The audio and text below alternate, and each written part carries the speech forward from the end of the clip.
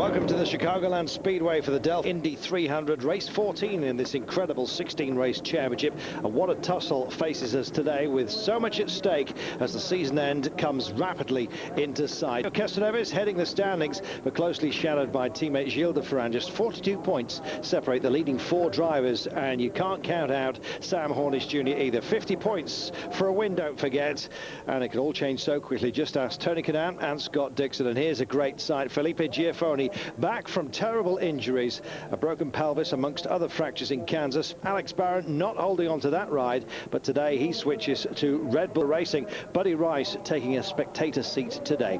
On pole is Richie Hearn, the first time he's been at these heady heights since Las Vegas in 1996. He's subbed to Mira, who broke his wrist 4 weeks ago in Kentucky. He was replaced then by in Nazareth by Jacques Lez, but he crashed in practice for race 13, and the team pulled out of that one. Team Menard, though, here on pole. Car number 10. Philippe Giafoni, car number 21. Kenny Brack, car number 15. Kenny Brack, car number 15. Scott Dixon, car number 9. Robbie Buell, car 24. Brian Herta, car number 27. Sam Hornish Jr., car number 4. Helio Castroneves, car number 3. Dan Weldon, car number 26. car number 12. Gilles de Ferran, car number 6. Alex Barron, car number 52. Tony Kanaan, car number 11. Sarah Fisher, car number 23. Ed Carpenter, car number 18. Alan Sir Jr., car number 31. Roger Yasukawa, number 55. Buddy Lazier, car number 91. Scott Sharp, car number 8. AJ 44, car number 14. Well, there they are. Race distance 200 laps, 300 miles. The pole sitter Richie Hearn, as you saw, and setting a lap record, going around this place in just 24.5206 of a second, around about 223 miles per hour. They'll be around about 4 miles an hour slower than that, but disaster already for Kanaan. Into the pits, tyre pressure alarm went off, and he's at the back of the field as we get going here. We're racing now. Richie Hearn out in front for the first time since 1996 in Las Vegas. And can he hold on to it? Look at the speeds already picking up here. And Sam Hornish already a man on the move, running wide there towards the outside in the Pennzoil Panther machine. And we're on board with Sam Hornish Jr. right now. Well, some changes, as you've already seen, grid-wise. Nice to see Sarah Fisher racing again after a practice crash in Nazareth. She's back with us and enjoying the dizzy heights. But Richie Hearn, unbelievable start by him. Great to see him getting a ride, getting a chance, coming in as a substitute and just gunning away with it. Look at him, and they're 3 wide coming into some of these turns, and very, very neat they are too. On board here with the 27 machine, Brian Herta subbing for Dario Franchitti still this season. Franchitti, of course, injuring his back earlier in the season. Richie Hearn leading. Thomas Schechter, though. Giafoni in 3rd place. Great to see him back as well. So many drivers, thankfully, coming back into this one after being so badly hurt. Brian Herta here, currently in 6th spot, and just getting onto the rev limiter, as you could hear. So Hearns leads Schechter, Giafoni, Brack, Dixon, Herta, Sam Hornish in 7th spot, and Helio Castroneves in 8th place. But Sam Hornish is a man on the move here.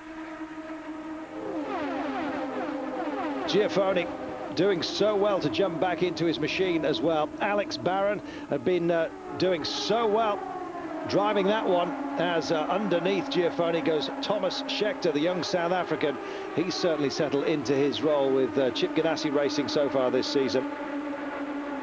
Well, it's side by side all the way, and it's a question of which line is favoured by the drivers. Sam Hornish never been afraid to go wide, and showing that this time around as well. Doesn't always help going down inside the shortest distance, close in on that white line on a 1.5 mile oval. At these speeds, you can really slingshot off the corner if you are slightly wide, and it can help you when you get into the straight. And seeming a little bit of an assist there as Giafoni still stuck on the outside here of Thomas Schechter. Wonderful, wonderful stuff, and wonderful weather conditions as well. Just around about a 6 mile an hour wind here, 82 Fahrenheit. Whoa, that's tight, very tight indeed. Not worried about that, of course. Sam Hornish, he'll race anywhere, anytime. Just on the outside of Kenny Brack there. Well, Kenny Brack had something of a mixed season so far. Hasn't really shone this year, Kenny Brack. Of course, one of the former big names here. As we just look at the 2 car. Richie Hearn, it is indeed our leader. And Tony Kanaan. Well, you just know how much fortunes change in this game.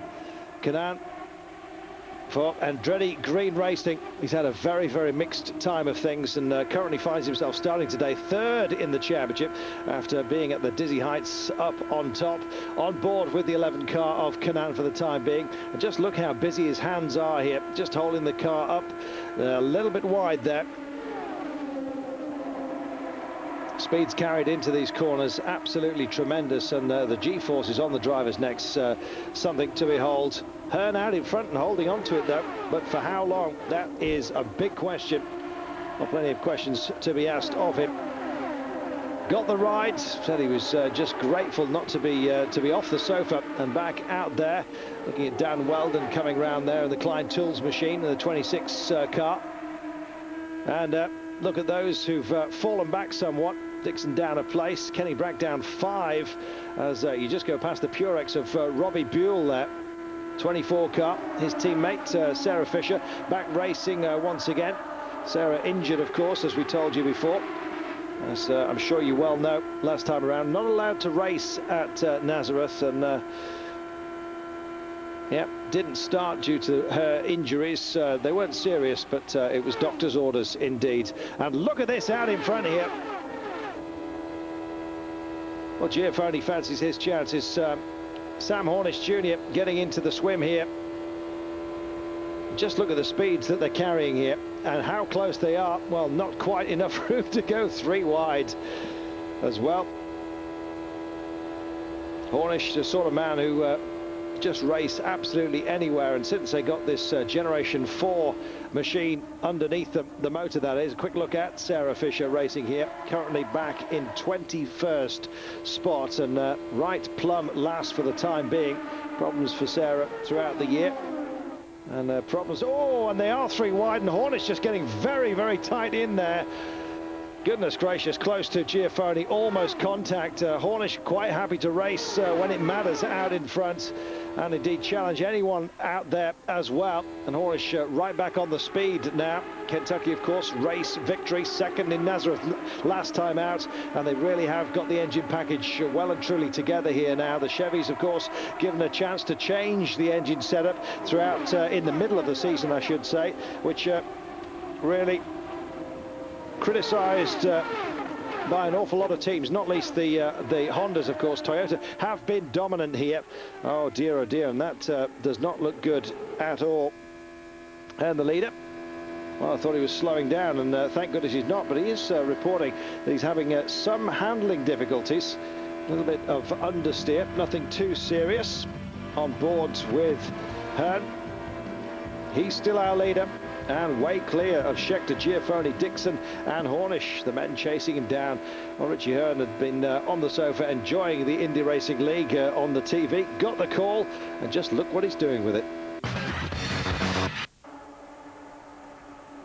Lap 31, 169 of the 200 to go here. 300-mile race, of course, and just sub 25 seconds around this place.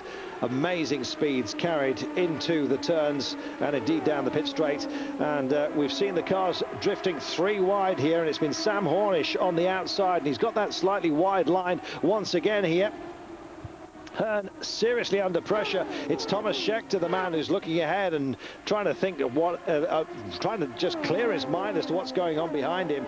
This is very, very tight stuff up front here. Hearn still out in front in the Team Menard machine, and great to see that outfit doing so well. Several teams, of course, here with just the single car racing, and all change as well at Red Bull. Eddie Cheever just deciding to rest Buddy Rice. Said that he didn't take on sack Buddy Rice. He took on another driver, Alex Barron, but nonetheless still just 1 car racing here since the retirement of Eddie Cheever. May well be racing once again though, he says. It's just not very happy about the performance, not least since they got the same engine plant, the same Chevy power as Sam Hornish Jr. And he just showed what the Pennzoil Panther boys could actually do once they got that extra hike in horsepower. Nobody else, it seems, carrying a Chevy engine seems to be able to match them, least of all the Dry and Ribald machines of Buell and Fisher. But look at this. This is a change for the lead, is it? Running in the centre line for the time being, Thomas Scheckter just having a rare old look here at Richie Hearn. And drifting by on the outside. Can he hold on to this point? Hearn's got the tighter line on the inside, just waiting to pounce here. Sam Hornish Jr. right on their tail. Sam Hornish, of course, off to Penske next year, and some bitterness starting to make itself heard amongst the Pennzoil Panther crew. Look at this battle out in front, though. Just imagine tanking along the motorway doing 100 miles an hour, and one of these would pass you doing 120 as if you were standing still. 220 odd miles an hour they're doing. Amazing stuff. Look how tight they are. Almost looks static when you're on board. But you can see the wall flashing by there. And just 20 odd seconds to get round this 1.5 mile circuit. Amazing stuff. Well, Sam Hornish saying he's absolutely in awe of Penske's history, and just looking forward to teaming up with Helio Castroneves when he gets there. Castroneves, of course, will be staying. Gilles Defran is retiring at the end of the season. Doesn't mean he's not going to battle for the title this time around. Very tight in front in the championship lead, and it's the same on track right now. Nose by nose, and I think Scheckter was credited with the lead last time around. You'll see that as it spools by on the lap counter. Amazing stuff here. Scheckter indeed did have a nose ahead, and he's going to do it again as they come over the line this time around. He's going to make it stick, and helping him is Sam Hornish Jr., who might well snatch it himself. Great stuff on board here with the man who gave us pole, Richie Hearn. He slots into third place, dropping 2 spots, and Giaffoni's all over the back of him for now. Felipe Giaffoni damaging his pelvis, and indeed getting himself all sorts of other fractures as well in Kentucky. Mid-season, lost his drive, he thought, to Alex Barron, but he's got it back, and he's currently running in 4th place, but it's Scheckter out in front now. Tony Kanaan started 21st and currently way up there, coming back into this one. Just been clawing his way through the field, and just look at Scheckter here with Hornish all over the back of him, and it seems that that battle is holding up proceedings, and gone is the gap that Richie Hearn posted right at the beginning. Not sure just how juicy he was indeed running as we look at Dan Weldon here. 151 laps remaining of this one.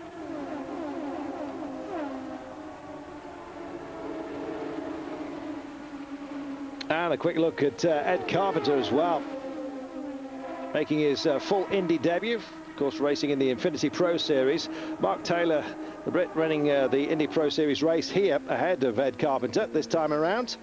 Mark Taylor leading Jeff Simmons in the overall standings of the sub-series here at the IRL. Of course, Ed Carpenter getting the brakes as Hearn, our pole sitter, comes in off 3rd spot. He's going to be one of the first to pit here, reporting that understeer problem. Well, the pit window between laps 48 and 52, and he's going to get fresh tyres, and you can bet that the leaders are going to come in fairly shortly after this. See how tidily it gets away. Well, it doesn't look like the quickest stop, I have to tell you. Some change perhaps to the rear wing. Thomas Scheckter already in, and they're all starting to join the former leaders. Sam Hornish Jr. already in here as well.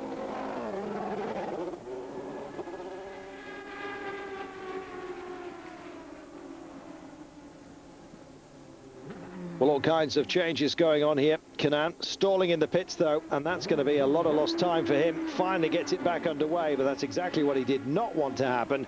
Kanaan 32 points adrift of Castroneves in the title chase, and it all counts, particularly pit stops. You've got to get them good, and Giaffoni comes out. Tyres, fuel, and a front wing change for the 21 car. Well, Felipe Giafoni doing great stuff coming back into this car. Got himself very fit very, very quickly. Same couldn't be said for Dario Franchitti, who's undergone surgery, of course, to his spine after damaging it on a mountain bike accident during the closed season. Never really got it together. Indeed, it was the early part of this season. Dan Weldon had been leading this one, coming into the pits now. Just next to him, Scott Dixon in the 9 car. And despite the livery, this is an Andretti green racing machine. The Klein Tools sponsored number 26. They've got the Alpine sponsored Franchitti car, the 27, being driven by Brian Herta, of course. Michael Andretti himself retiring, and so retiring the 7 car. Freddie Canaan on board the 11. Scott Dixon then tidily away as well. And everything spooling through here on the pit lane. Well, very, very high speeds and high quality driving right the way through the field here. It's very, very tight out in front, as you've seen. A real snake there has been throughout these 30 laps, save for Richie Hearn just getting away with it earlier on board here with Sam Hornish. He leads after a great pit stop. Sam Hornish still out in front, but Thomas Scheckter is all over the back of him. And it's Dixon Giafoni having a rare old scrap for the 3rd place. Dan Weldon running in 5th ahead of Castro Neves. And Richie Hearn really has his problems have just seemed to magnify themselves under steer trouble. And it looks like his race is done. He really did do a favour for the press and publicity machine, though, just so far out in front right at the beginning, and doing himself all kinds of favours as well, because there are seats out there for next year. Just ask Eddie Cheever. He just can't decide on a racing lineup. He'll probably have 2 cars next year. May well be in one himself, who knows. Sam Hornish Jr. out in front. Thomas Scheckter, one of the men that was sacked by Eddie Cheever. He never suffers fools gladly, he says. Thomas Scheckter, of course, hurling his own insults back the other way. That was settled out of court finally after long proceedings. That Scheckter picked up, of course, by Chip Ganassi Racing, and has settled in very well indeed in the 9 and 10 machines. Teammate, of course, with Scott Dixon, who's also in the championship race, starting this one 42 points adrift. And the target cars close in on each other here. Man out in front, though, is Sam Hornish Jr. and powering his way out there as well. And we've got a yellow out, and it is for debris on the track on lap 73 here. Well, Sam Hornish leaving Pennzoil Panther Racing after so much success, twice champion, of course, and still in the frame, if only just. Not really, though, one would think. 81 points adrift at the start of this race. Current standings on this particular race.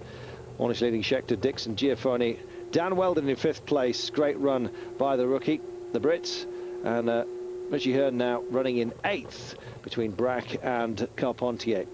And there is indeed the debris.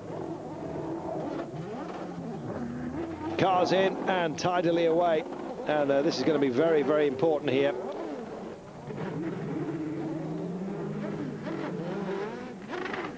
At the line, and Dan Weldon did an absolutely super stop, moving up to top spot indeed. Sam Hornish coming out in 2nd place. I just wonder what fuel load Weldon got on board there. Certainly very, very clean racing so far. You can't really gamble on there being many yellows today. It's been it's a very, very smooth service here at Chicagoland, and despite the banking, not really an eater of tyres. So accidents perhaps not something that you can rely on. Wonderful, wonderful day here. Buddy Lazier in the 91, Hamilton Racing. Nice to see them. One of the lesser funded outfits, if you like. Yeah, Sam Hornish Jr. is saying that he just can't wait to get to Penske next year. And Elio Castroneves is saying in the press as well that he's looking forward to having Sam as a teammate. It'll be a fond farewell to Gilles de Ferran at the end of the season. Of course, damaged his back, but still went on to win the Indy 500. On board here with Buddy Lazier, credited as our leader, but just for how long? He didn't pit. That's the reason why he'll get us restarted in that white-topped machine. So Lazier out in front. It's Weldon who led them off pit row, but Weldon's going to have Sam Hornish Jr. all over his back at the restart here. Lap 79. Round they come. Weldon comes wide and comfortably passes Lazier. Didn't last terribly long for Buddy Lazier out in front, and Sam Hornish is going to take him any which way he can. And the 91 car wants to just stay a little bit wide there. Doesn't want to take away one of the major players in this race. Hamilton Racing, all sorts of difficulty. Got a very, very late start to the season. Got their package together late on and really haven't had too much of a testing opportunity. But all the Chevys, of course, with the new power. And it just shows what a team that's well funded, getting the racing practice, can do. When you look at Sam Hornish running second behind Dan Weldon, the rookie. And Dan Weldon having some fine results so far this season as well in his rookie year, learning an awful lot. And Andretti Green Racing very, very pleased with their boy who's in the 26 car on the Klein Tools machine, which is out in front for the time being. Well, Sam Hornish is all over the back of Dan Weldon, and it's a credit to the young Brit that he's holding his line, holding his nerve, just making sure he maintains that focus. And a long, long line here. And is that the 11 car starting to fade? Richie Hearn just passing Canan here. And that's for around about 10th spot. And not a position that the 11th car would want to find itself in, especially as one of his teammates, Dan Weldon, is out in front for the time being. It's Weldon ahead of Hornish. Thomas Scheckter in third place ahead of Buddy Lazier, and Felipe Giafoni, newly returned, running in 5th spot. We're going to take a short break. Do stay with us.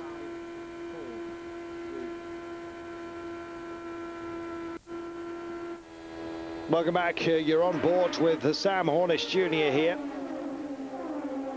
Lap 89, and Sam getting himself under pressure as well. Thomas Scheckter is just to his outside.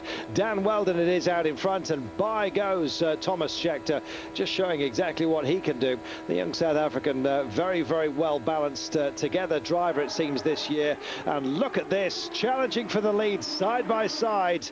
And Scheckter is going to take the point once again. Well, we saw him challenging earlier in the race. Richie Hearn just getting his nose ahead a number of times before actually taking top spot. But Dan Weldon holding him off for now. 110 laps remaining here. Weldon it is with that line. A small train of 4 cars here. Getting into back markers as well fairly shortly. On board with Sam Hornish here as he goes past Scott Dixon.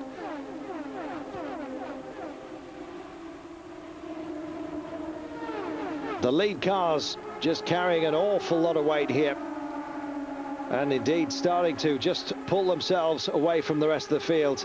It's very, very difficult to do here, and it was really incredible the way Richie Hearn actually pulled away at the start of this one. He was wound in though and has never quite managed to pick his way back through the field. Everyone just meted together, it seems. The lead 10 just starting to put a little bit of space between themselves and the rest of the pack though. Out in front, Dan Weldon still holding on. Wonderful stuff. And on board here with Thomas Scheckter, having a look at the back wing of Dan Weldon. Just look at the slightly different lines that they're taking here, and look at the hand positions that they've got.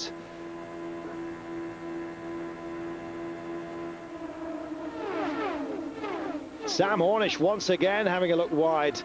Well, we saw him go 3 wide a little bit earlier on, and getting very, very close into Giafoni, who's not part of this leading 5 cars here, but Giafoni still waiting to pounce. A lot of experience on board with Giafoni. Last season he was criticised somewhat for not having posted a win despite leading the rankings. Mr. Consistency, but no win, they said. Finally got his victory once again, and Giafoni was looking good so at the beginning of this year, but then of course picked up his injuries in Kentucky, and that put paid, really, we thought, to his season. Not a bit of it, despite a broken pelvis. He's back and racing here, as there is a change up in front on board with Sam Hornish Jr., and he looks like he's going to pounce now as well. And just how wide does a track have to be, or how narrow does a track have to be to put Sam Hornish off from running wide there? He gets very, very close to the marbles, takes the risk, and often makes it pay. And just look at him biding his time here. It's Dan Weldon on the inside. It's Thomas Schechter just out in the centre of the track, and Sam Hornish Jr. just having a look. He'll take anything he can get. Racing, how is he performing? Has he said anything on the radio? Oh, he's doing great. We're really happy with the car. The guys did a great pit stop here, you know, with the Jimmy 24 car. So we're real happy so far. And the other two guys are coming up too. Luckily, they got the yellow to save us, so it's going to be interesting. And that's the... Well, talking about Dan Weldon, of course, and looking like an old head on young shoulders here. Dan is doing an amazing job out in front here, under all sorts of pressure from the more experienced Thomas Schechter. Schechter just had his nose ahead across the line last time around, but this is shaping up to be a very, very close one here. The lead cars are all absolutely locked together, and at these speeds, it's absolutely remarkable. Amazing, too, that nobody's actually got into contact with each other. Hot temperatures there are. The track, though, a good one, well banked, taking care of the cars and the drivers, perhaps. And just look how tight the number 9 Dixon is on the back of Sam Hornish Jr. It's what makes Indy racing so very popular, and big names, of course, have come into this, along with Chip Ganassi and Penske. We're hearing that Newman Haas are already starting to think about testing an Indy Car. They are indeed, and with a view to actually taking part in the 2004 Indy 500 at the Brickyard. And it'd be great to have Newman Haas on board, along with the rest of these great teams. And Indy Racing, it seems, just collecting more and more fans, with 100 laps to go, the halfway stage of the race, on board with a 91 car of Buddy Lazier, just on the inside of the 11 of Tony Kanaan. Tony Kanaan not having the best of runs on this day. Dan Weldon, though, his teammate, is having an absolute dream out in front.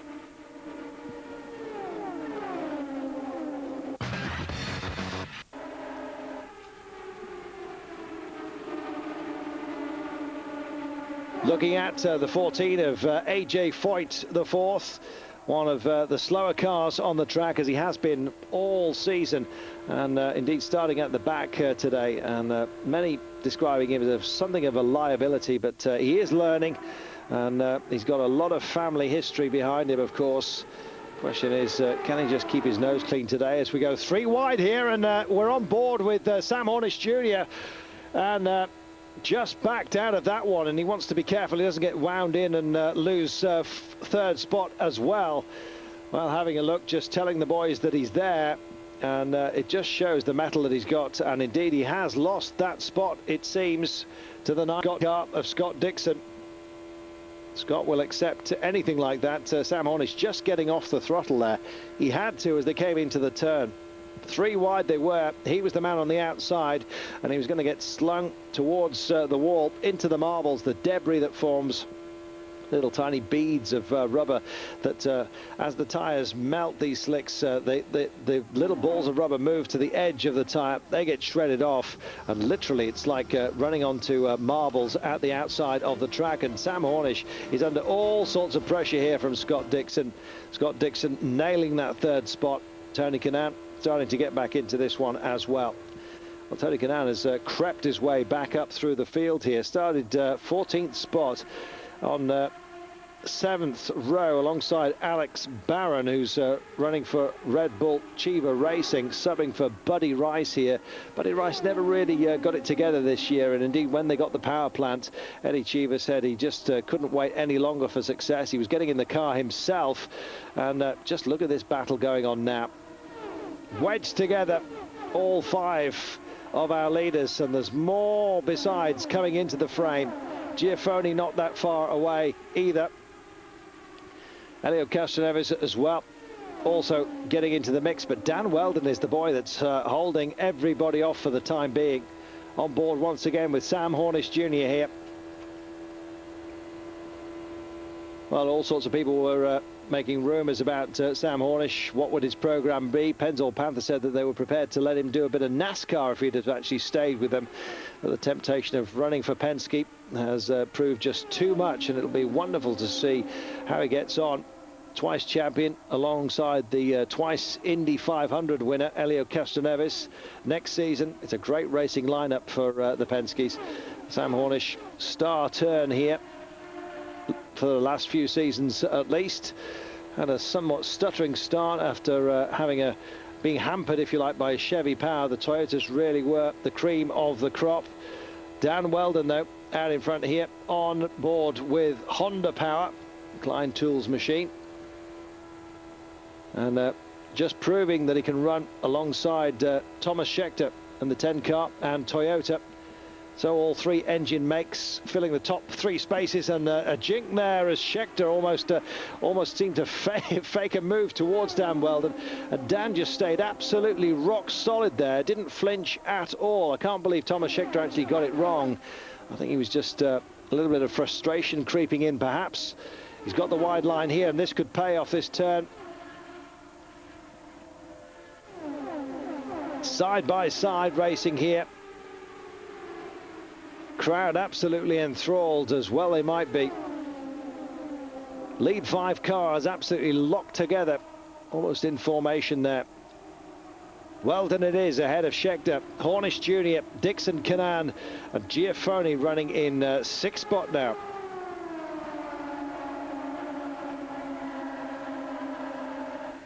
Well, Tony Kanaan having a dramatic rise through the field here, and it would be great for him if he can just get back and finish in front of Gilles de Ferrand and Helio Castroneves on this day.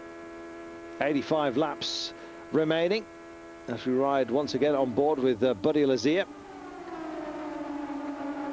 One for the sponsors, perhaps. Certainly Buddy Lazier not really taking part much in this race. And look at this, three wide once again.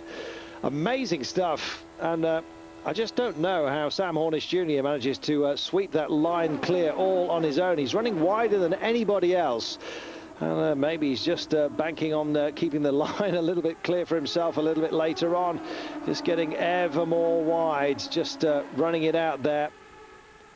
Look how tight he is on the back of Scheckter. Maybe he's going to give him a little bit of aero push around Dan Weldon, and that's exactly what's going to happen here.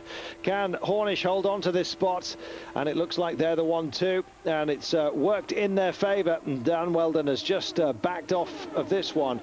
They two got together there, helped each other if you like, and through went Thomas Scheckter to the lead here, helped by Sam Hornish Jr.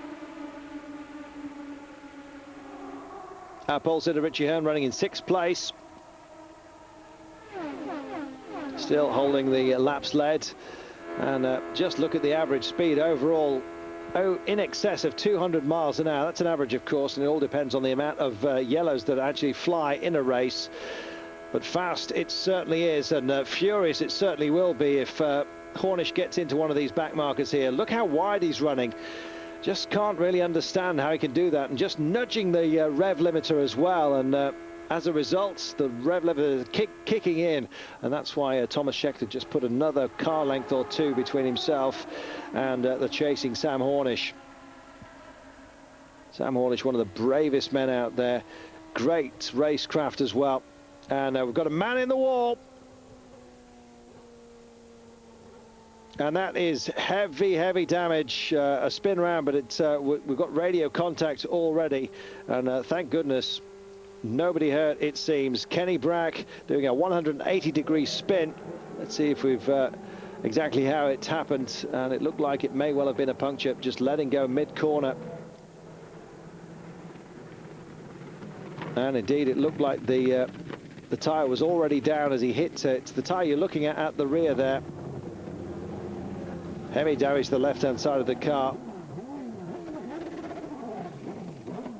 And everybody into the pits, refueling and getting away tidily. Well, it's a credit to the Pennzoil Panther Racing outfit that they've managed to maintain their focus, knowing that they're going to lose their man who wins the race off pit road, comes out in front of Thomas Scheckter. Great work in the pits by the Pennzoil Panther boys, and that just shows exactly how professional they are. The heads have not dropped at all at Panther Racing, and indeed far from it. Next year, having saved some money, I suppose, with Sam Hornish Jr. actually leaving the team, it's going to be a less expensive driver lineup, and it means that they're going to run 2 cars next year, so you'll see 2 of the familiar yellow and black Wasp-like machines next time around in 2004. Sam Hornish Jr. wins the race off pit road ahead of Thomas Scheckter as we come round to get ourselves restarted here. Hornish takes the green flag, and already, well, it looks like he was being held up there. Look at the gap he's already posted. Got something of a jump on Thomas Scheckter. Scott Dixon with his teammate just behind. And Tony Kanaan in the frame as well in the familiar Big Gulp Andretti Green Racing machine.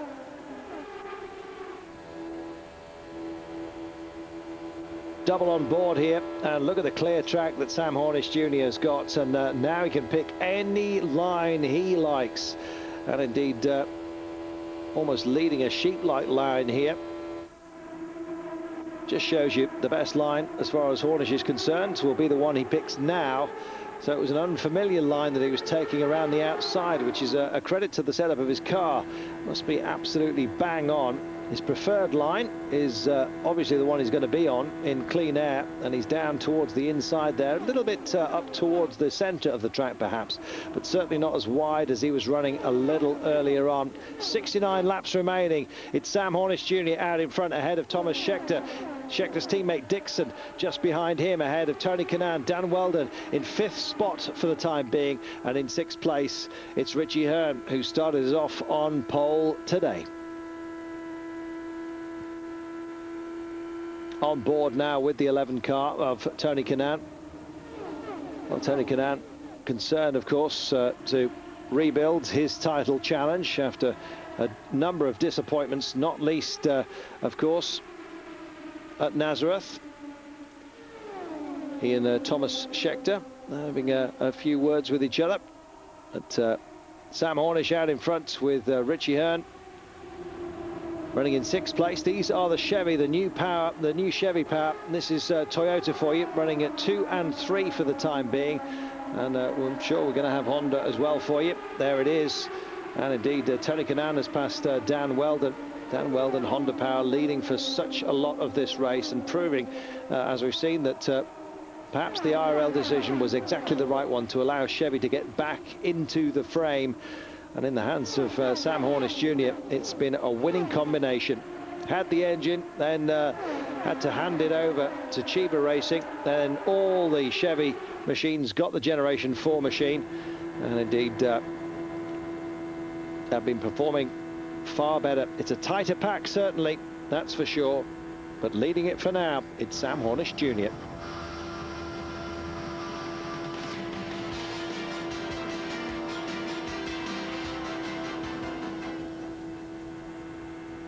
Well, Tony Kanaan will be very, very pleased that he's managed to get in front of Dan Weldon, his teammate. Dan Weldon qualifying well, driving well, holding his position beautifully, and it just seems that Tony Kanaan seems to get his race setup better than his qualifying setup. Certainly here, as we have a lead change, and it's Thomas Scheckter to the fore. Sam Hornish just letting him go through on the inside, biding his time perhaps, and maybe thinking about starting to think about conserving fuel. So few yellows there have been here, and it could all prove very, very important indeed. Running between 48 and 52 laps. The Chevys, of course, not known for their fuel ability. The Toyota's the least thirsty of all of the cars, it seems, although Honda would probably argue with that. The new Generation 4 Chevy also seems to be an awful lot lighter on fuel, with more power to boot. Well, built by Cosworth for Ford, of course, but coming in, Chevy did, and bought it off the shelf and badged it up and called it their own. Quite right, too. Scheckter leads. We're going to take a break.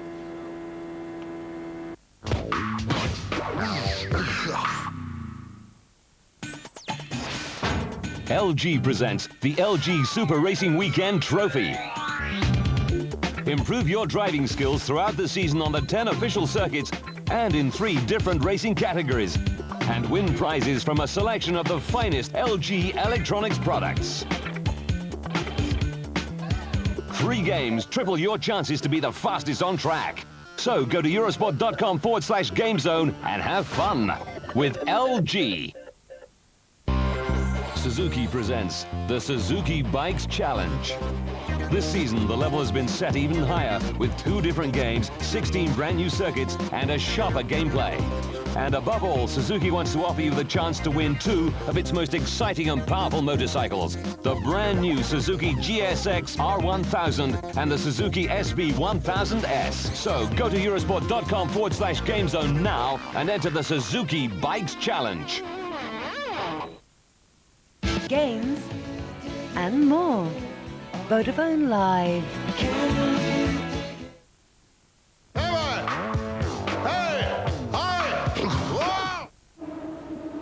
Lap 169 of 200, and Thomas Scheckter is out in front with Sam Hornish all over the back of him. Can Thomas Scheckter finally get a victory this season? He's been in position to do so often before, and today could well be his day. It's very, very clean racing, very, very tightly packed, very, very evenly balanced, as you can see. A whole mix of power plants out there, and indeed those that aren't running amongst the leaders must surely be wondering what on earth is going wrong. We just had a quick look there from an onboard at Elio Castroneves, who's getting back into this one as well. Penske's have been a little bit quiet, but don't, of course, count them out ever when racing.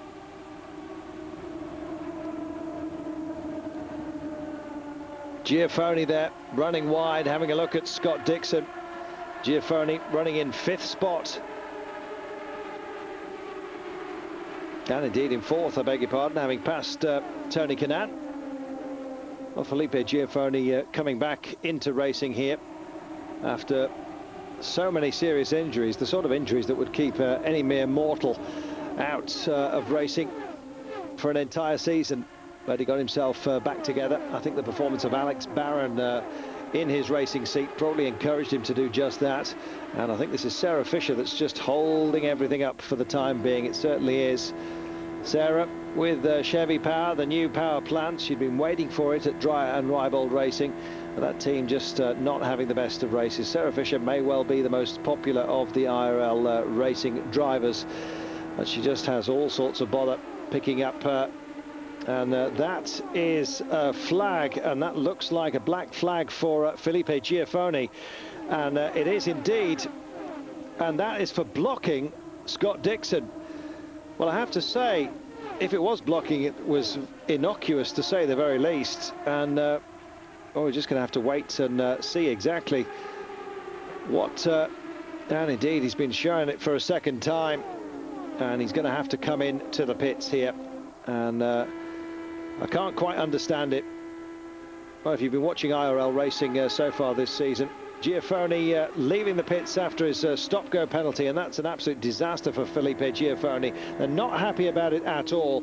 And if you saw the way that Castroneves was defending his lead against Sam Hornish Jr. at Nazareth, you wonder whether there's one rule for some and other rules for others.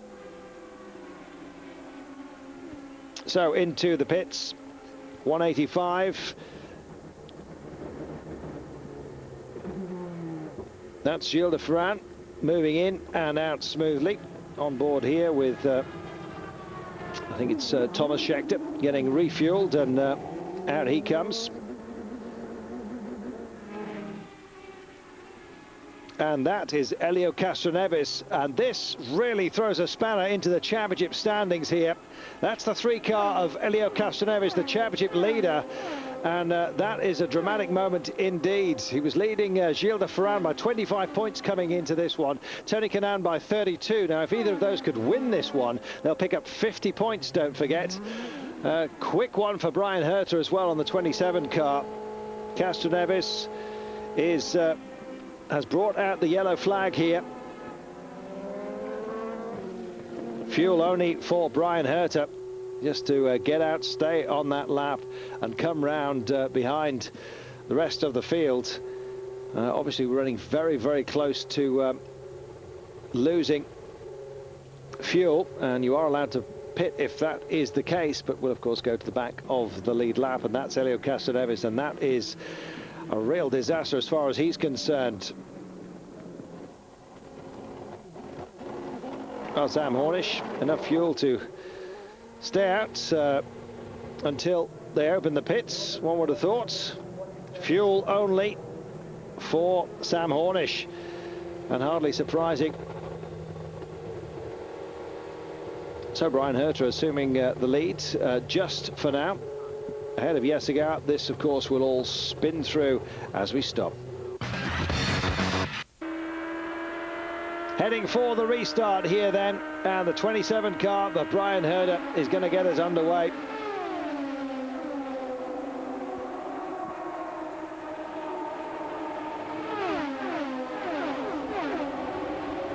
Herter leading into turn one, but for just how long? And all over his case is Dan Weldon. Hornish in there as well.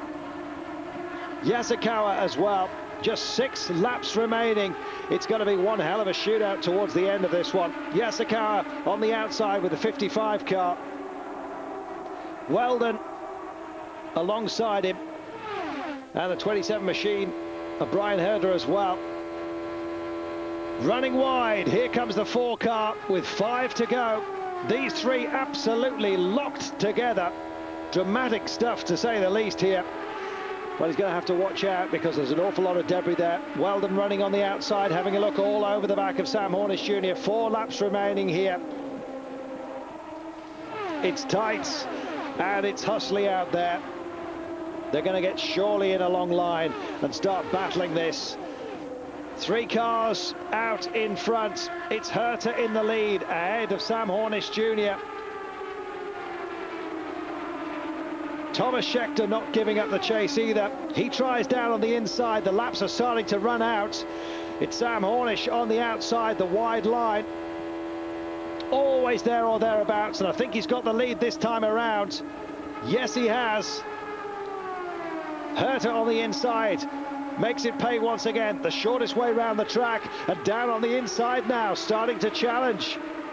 It's Thomas Scheckter. Dan Weldon also in the frame here, having a look. He's all over the back of them. Scott Dixon also in the mix. Fantastic stuff here. 2 to go. The 27 car of Brian Herter. On the inside, Sam Hornish Jr. running wide.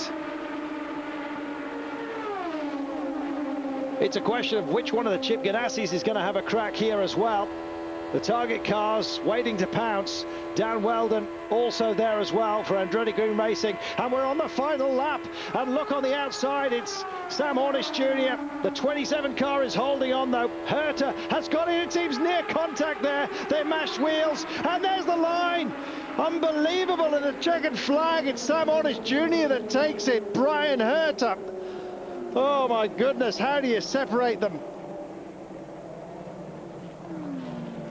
And indeed the timings got it slightly wrong as they crossed the line. Sam Hornish Jr. it is. Scott Dixon in 2nd place. Brian Herter was 3rd, and Dan Weldon in 4th spot. Well, it doesn't get much closer than that. Indy Racing always providing the drama towards the end, and Sam Hornish Jr. it was that just got himself into the perfect position, it seems. Once again, always there or thereabouts. He'd been testing the wide line, hadn't he, throughout the race? And boy, oh boy, the tests made good. When it counted, he slungshot off the corner and just got what must have been inches at the line, as you saw. Remarkable, remarkable stuff. Sam Hornish Jr. gets his 2nd win of the season. the double champion, pushing himself right back into the championship race. He started this one with 81 points adrift of Castroneves. Castroneves still leads. More on that in a moment. Let's speak to Sam Hornish Jr. I came off, I was holding my line, and I looked down. I got one car, but then I thought there was another one underneath there. So it was definitely probably the closest 1-2-3 finish ever in open wheel racing, or maybe everything. So it was just it was a fun day out. Sam Hornish Jr. just loves those close finishes, and whenever there is one, he seems to take it. Elio Castroneves then still leads, but the lead is now cut by to 12 points ahead of Scott Dixon. Tony Kanaan is 14 points off the leader, a further 2 behind. 3 down on Kanaan, and 17 off Castroneves is Gilles de Ferran, and Sam Hornish Jr. is 43 points off Elio Castroneves, and there are 2 super speedways to come, California and Texas. Unbelievable stuff. That's the result of today's race. Dan Weldon, an amazing 4th spot, and when you know how close he was to those leading trio, it hardly seems fair. Thomas Scheckter, after leading so many of today's laps, finishing in 5th place. Dan Weldon getting the better of Thomas Scheckter after they battled so much on this day. But it's Sam Hornish Jr. getting his 2nd victory of the season, and very, very well won it was as well. Elio Castroneves retains the championship lead despite having engine problems, and there, the 1-2-3, it doesn't get much closer than that.